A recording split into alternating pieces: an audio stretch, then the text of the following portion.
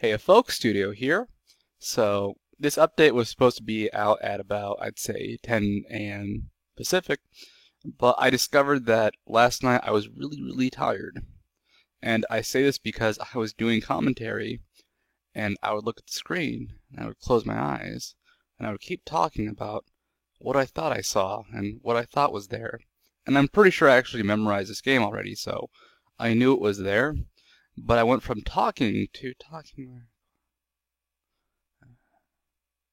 Anyhow, so today we're going to be looking at a 1400 Elo game, and this should be interesting. I'm going to break it down.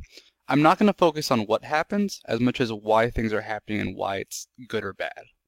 The reason for this is it's very, very easy to look at something and go, oh, that's what happened wrong. But to look at something and go, oh, that's why it happened or that's why it's not a good idea is a bit different. I mean, bit of an experiment for me. It should work out. I like it, but we'll see. We'll see. So let's hop into the replay. It is a 1200 Elo game being played by Pascal. I forgot his name, but I know the first part's Pascal. And he is on Sivir in the bot lane. So let's go hop into that game. Okay, first things first, let's go ahead and look at summoner spells and who's playing who. So Exhaust Flash on Sivir being played by Pascal Randolph. Pretty standard. Sub 95 on Janna with Flash and Clairvoyance.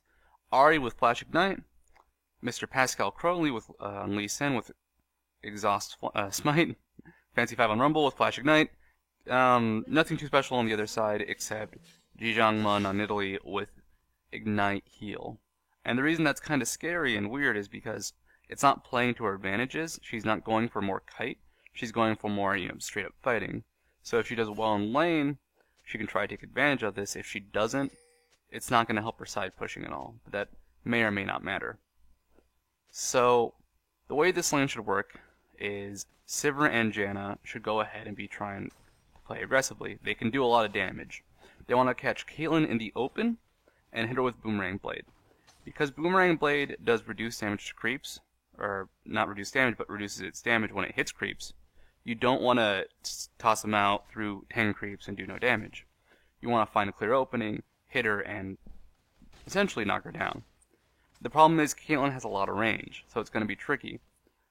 They can also go for Taric, but that's risky because Caitlyn could also kill them in that process. But she's getting pushed in. She's not getting poked really at all, so that's very good for her. And situation's pretty good for purple side right now. Now, interestingly enough, I can tell Janna has the experience masteries based off her hitting level 2. I actually don't run them myself because I never get the chance to actually have spare points to put in there. Just something I found interesting. You can tell, you get some information from the game. Now here, look at the numbers. Look at those numbers above Sivir. Those are 10s and 14s and just lots of numbers because she was tanking the creep wave. Now, you gotta watch out for creeps. So, she says that, well, my HP bar lagged, I did not know I was taking damage. However, that you should not be in that situation in the first place.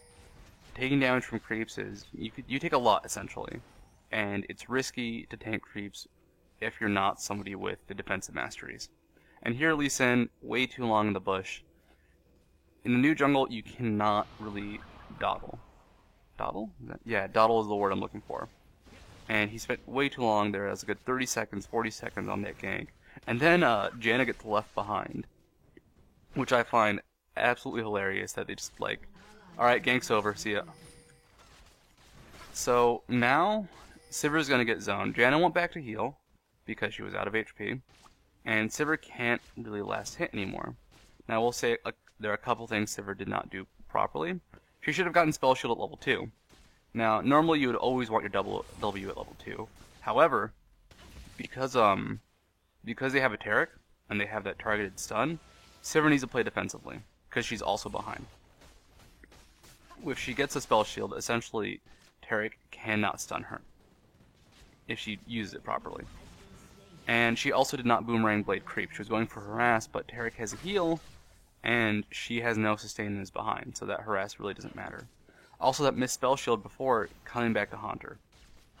she had neither the cooldown or the mana for that spell shield, and she died because of it. So spell shield, you need to be cautious in how you use it. Don't just blow it on anything. You have to be confident you can actually land it. Some spells you cannot spell shield, like Infuse, reliably. But you have to also make sure it's an important spell.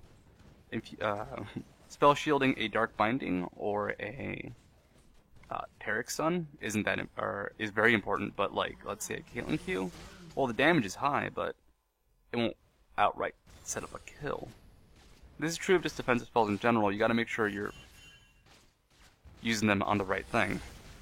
Don't flash to dodge an auto attack, flash to dodge that Alistar headbutt. So the lane really is going poorly for them. They keep getting poked. They don't have an answer for it. That's what sucks. And honestly, I don't really have any advice for them in this case.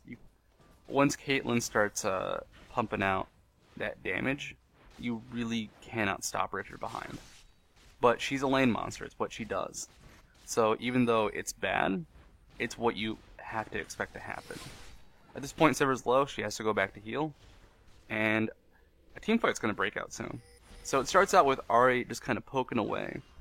I like the pokes and I don't like the pokes. It's risky, and that's why I don't like it. Because what if Skarner flashes? What if LeBlanc lands her root? She has her ult, but, you know, it's not that reliable. And then blue team goes for a blue steal. I really like this because you want to keep up that pressure. This is a 1200 game, so I love seeing stuff like this in these games. And then they all group up, and they get hit by way too many spells. And this is what loses them the fight. They all get hit by Ahri's Spirit Fire. A bunch of them got hit by Lee Sin's kick. And even though they got the ult on Sivir, it didn't really matter much. That Janna ult disrupted them so well. Now I will criticize Pascal. He runs around a lot. He does not actually auto-attack enough. If you watched it there briefly, he auto-attacked, activated his W, and then ran around a bit. Now, it's risky. Well, not risky, but tricky playing a carry and finding out when to auto-attack and when to, back up and be scared. So in that case, they didn't really have anything to attack him anymore. He got ulted, but he flashed back, and the enemy team was pretty much unable to get to him.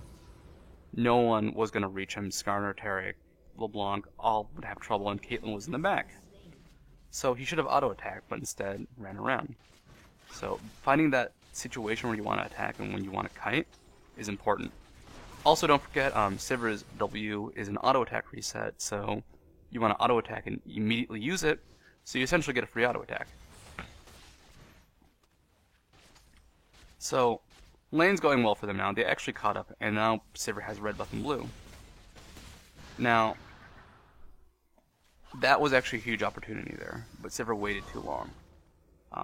Playing very, very defensively, but had she spell shielded, or had she ulted originally and just gone for the kill, Caitlyn would have died. They just do too much damage with a Boomerang Blade and that ult and red buff. It would have been too much, just outright gotten a kill. So you want to make sure you seize opportunities when you can. Obviously, you want to be cautious because sometimes they'll have a gank or a counter, but that right there could have been a kill. Also, as Lee Sin found out, some general advice: if Caitlyn is in the game, watch out for ward traps.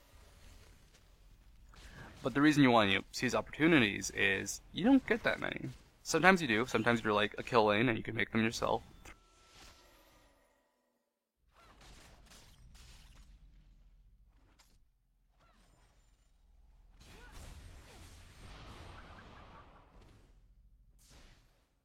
Through this game, and this already happened. So thanks for taking my advice, kind of. So things are going well for purple side. They need to push that advantage. They don't want to get into little skirmishes and little stuns and little fights because the other team is really good at them. With LeBlanc and Skarner and Taric, they want to get in these small fights. Eventually they're going to get into bigger fights, and their team is not good at it.